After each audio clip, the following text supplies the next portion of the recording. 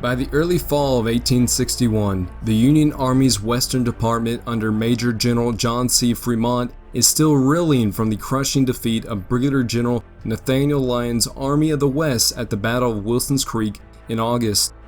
With his department's headquarters located in St. Louis, Missouri, Major General Fremont aches to strike back at Brigadier General Sterling Price's pro-Southern Missouri State Guard. However, the threat posed by Confederate forces in southeastern Missouri under Major Generals Leonidas Polk, William J. Hardee, and Brigadier General Gideon J. Pillow hold him back from launching any major offensive action. Over the summer, Brigadier General Ulysses S. Grant, a rising star officer in the Western Department, had won Fremont's confidence with minor displays of competence and energy. And so, on August 28th, General Fremont appointed Grant to command of the District of Southeast Missouri. Fremont posted General Grant at Cairo, Illinois, and defined his mission: clear southeast Missouri of rebel forces and occupy Columbus, Kentucky. Grant's mission seems much easier when Generals Pillow and Hardee abandoned southeast Missouri in September. Still, the dominant terrain feature of the area is a great swamp, 5 to 25 miles wide, extending from the Arkansas borderline northward to a point parallel with Cape Girardeau. This marshy terrain offers shelter for the swamp fox, Brigadier General M. Jeff Thompson, and his mobile band of Missouri State Guard partisans, allowing them to move about southeastern Missouri with impunity. General Thompson evades determined pursuits but seeks fights and conducts raids with a frequency embarrassing the Union Army and demoralizing Northern sympathizers. Indeed, Thompson possesses a combination of sense and bombast, of military shrewdness and personal buffoonery. General Thompson was a thorn that continually pricked or threatened to prick the sensitive Union flank, and he appeared to be covering Confederate detachments towards General Price. Fremont believes to the point of paranoia that Price, Thompson, and Polk are all working in concert. Thus, it becomes elemental to Fremont's Missouri strategy to cut communications between Columbus, Kentucky, and Sterling Price. The possession of the little steamboat landing at Belmont, Missouri, would assure this.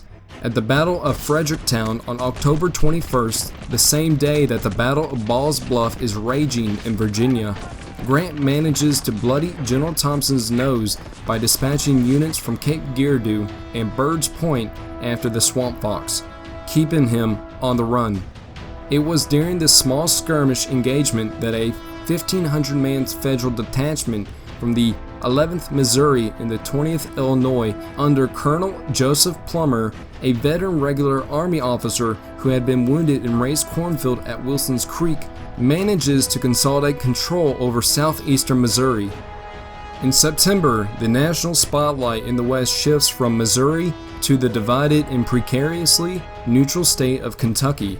Both sides have been recruiting men and organizing regiments openly in the self-proclaimed neutral border state, but they are doing so in a fashion as to not alienate Kentucky's divided population. However, the August 1861 elections bring in a Unionist legislature to Kentucky thanks to a boycott by secessionists. This marks the beginning of the end of neutrality in Kentucky. On September 3, 1861, Major General Polk violates Kentucky's neutrality by ordering Brigadier General Pillow to occupy the city of Columbus. Kentucky was now caught in the midst of the conflict that it had tried so hard to avoid becoming involved in. With Confederate forces invading the Commonwealth, Kentucky is now at the forefront of the Civil War's Western theater. Brigadier General Grant arrives in Cairo, Illinois to take command of the new district the day that Columbus falls to the rebels. Immediately, Grant begins proposing a countermove, which General Fremont approves. Gathering 2 regiments and steaming up the Ohio River, Grant seizes Paducah, Kentucky on September 6. It is a magnificent show of offensive initiative on Grant's part. Although Generals Polk and Pillow organize a belated attempt to drive Grant from Paducah, Confederate General Albert Sidney Johnston arrives to assume command of the newly formed Army of Central Kentucky. Johnston then aborts the plan to retake Paducah, instead ordering Polk and Pillow to begin fortifying Columbus in order to block the Mississippi River. General Grant presses Fremont to allow him to launch a raid against the Confederate forces downriver from Cairo, but is ignored. As October passes with no major action against the Confederates in southeastern Missouri or Kentucky, Major General Fremont's position begins to grow more precarious. Finally, President Lincoln withdraws his support of Fremont and decides to relieve him. This change of command will give Grant opportunity to finally take the fight to the Confederacy. This would be the first true test of Ulysses S. Grant's command leadership in battle during the Civil War.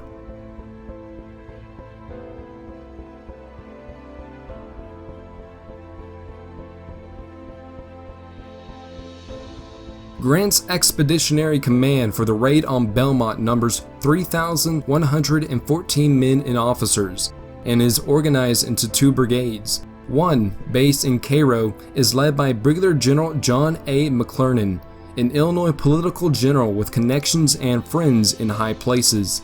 The other, headquartered at Bird's Point, is commanded by Colonel Henry Dougherty. Two cavalry companies and an artillery battery are also attached to Grant's expedition.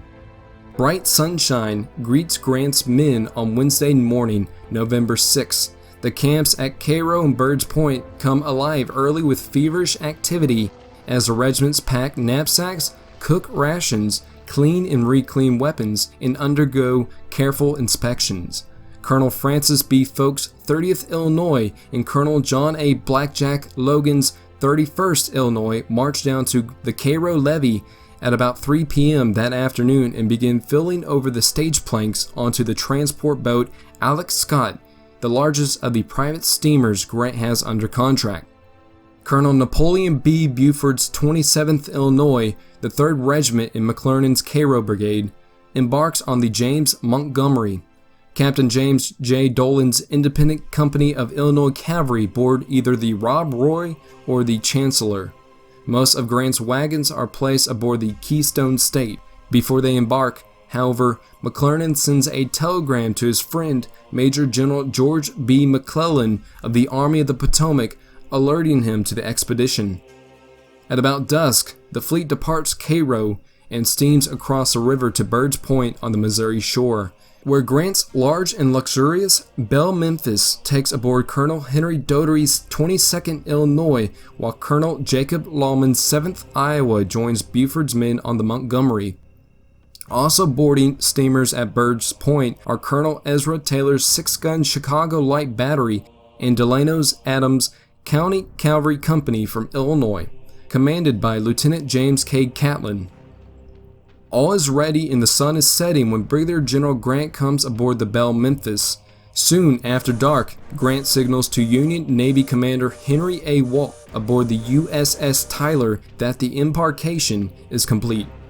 Walk eases the gunboat Tyler into the main channel, closely followed by the gunboat USS Lexington. The Keystone State pulls into line behind the gunboats, beginning the grand procession of transport steamers. Some delays occur when the Chancellor goes aground, but the expeditionary fleet is finally underway again at about 9 p.m. At first, none of the Union troops knew where they were heading, but the word soon spread across the fleet that their destination was Columbus. The men were then briefed on their mission. The Federals would attack a Confederate camp known as Camp Johnston, across the river from Columbus at Belmont, Missouri.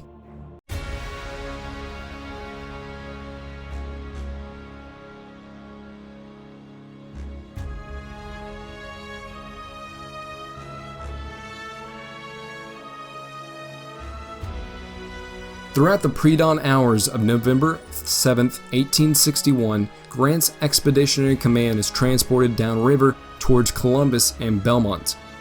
At about 8 a.m., the first transport ties up on the Missouri shore, 3 miles north of Belmont. Commander Walk's gunboats hover out in the main channel providing cover. The pilot of the Belle Memphis, Charles Scott, chooses a site called Hunter's Farm, a small steamboat landing close to the end of Lucas Bend, just out of sight. Though not out of range of the Columbus batteries, The formidable Confederate artillery batteries posted on the bluffs of Columbus include 10-inch Columbiads and 11-inch howitzers. However, the most dangerous gun in the Columbus battery is the massive Lady Polk, a 128-pounder Whitworth rifle, the largest gun in the Confederacy.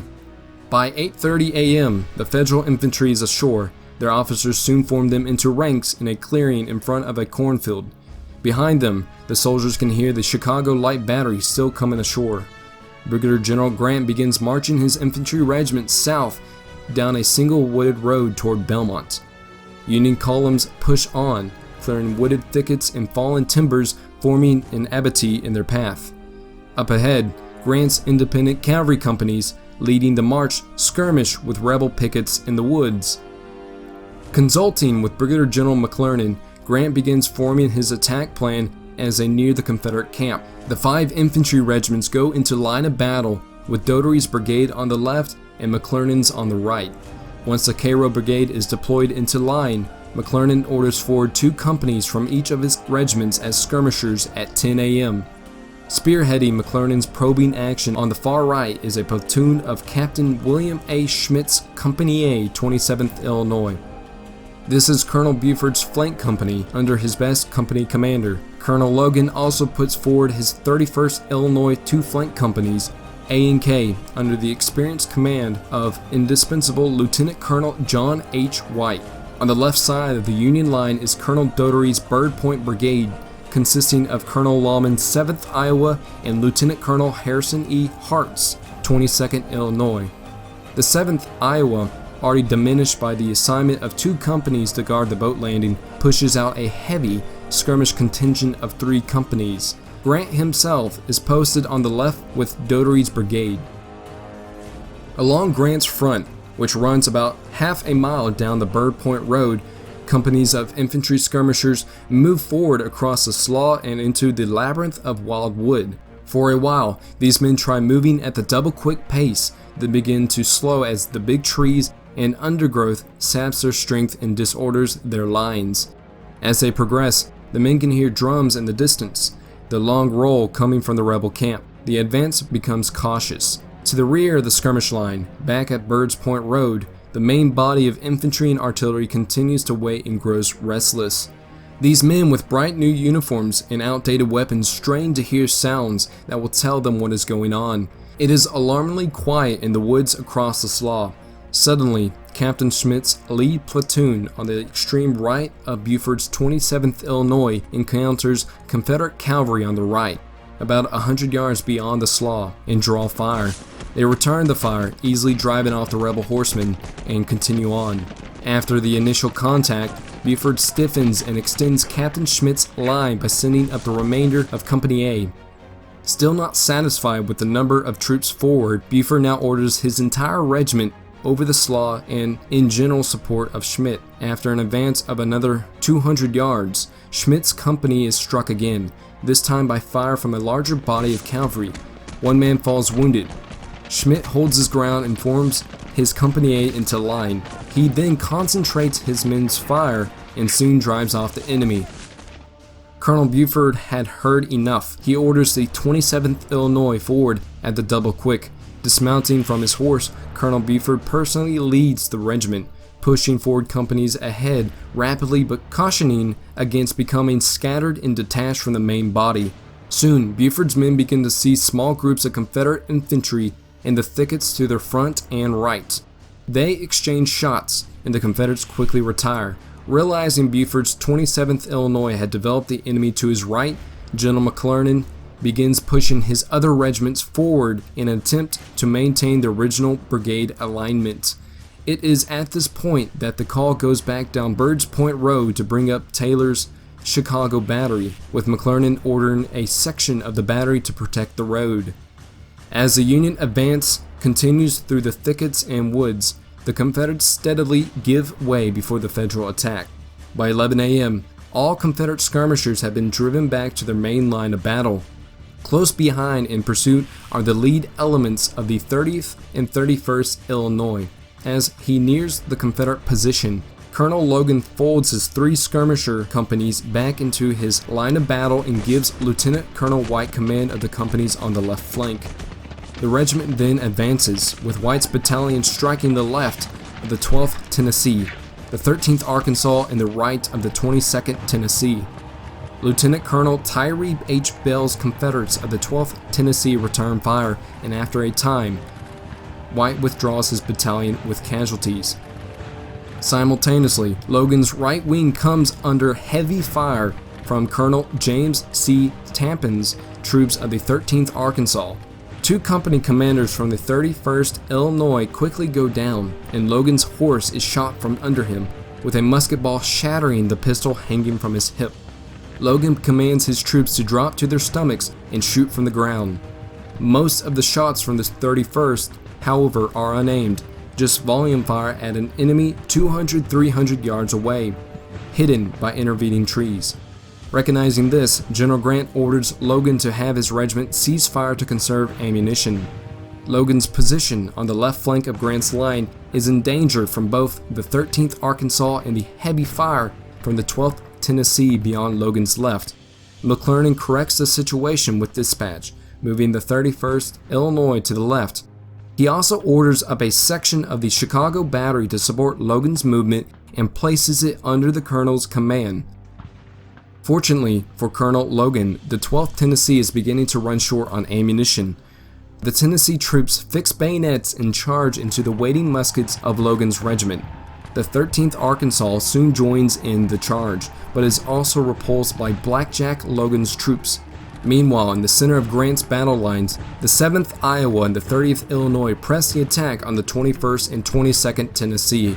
On Grant's right, the 22nd Illinois continue pushing back the 13th Tennessee. All the while, Colonel Buford's 27th Illinois and Dolan's cavalry company are moving along a road to the Confederates' left and strike them from the woods in their exposed flank. As the 27th Illinois begins its attack on the Confederate left flank, Colonel Logan's 31st Illinois also moves into a position to attack the Confederates' right. Grant's attack plan is now turning into a double envelopment pincer of the rebel lines. After hours of close quarters musket fighting, the rebel lines in the fields beyond Belmont are beginning to break. Grant's pincer movement was playing out perfectly as the 27th and 31st Illinois attacked from the flanks while the rest of McClernand and Dougherty's brigades pressed the center.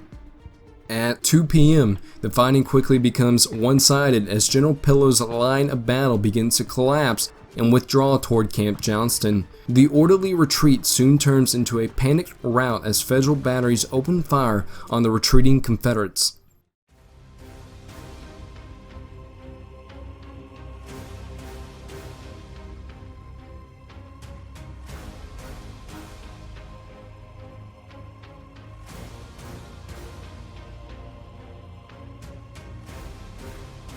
Around 2:30, the Confederates abandoned their colors and artillery before running towards the river in their attempt to escape. Grant is constantly at the front of his battle lines, personally leading his men in the field. By 3 p.m., Camp Johnston has fallen to the Federals. However, in the words of General Grant, his soldiers were demoralized by their own victory and began freely looting the rebel camp. It took several minutes for Grant and his officers to restore order to the ranks, and he orders the camp and its supplies burned to finally return stability to the men. However, when the Federals burned Camp Johnston, they failed to notice several wounded Confederates still trapped inside numerous tents, and the crippled soldiers burned to death. Although this is an accident, the retreating Confederates believe that this is intentional murder of prisoners and become outraged. As the Union troops begin to march back to their transports between 3:30 and 4 p.m., taking with them 2 captured guns and 106 Confederate prisoners, they are suddenly attacked by rebel reinforcements brought over from Columbus on the transport boats Prince and Charm. These troops soon threaten to cut off Grant's line of retreat.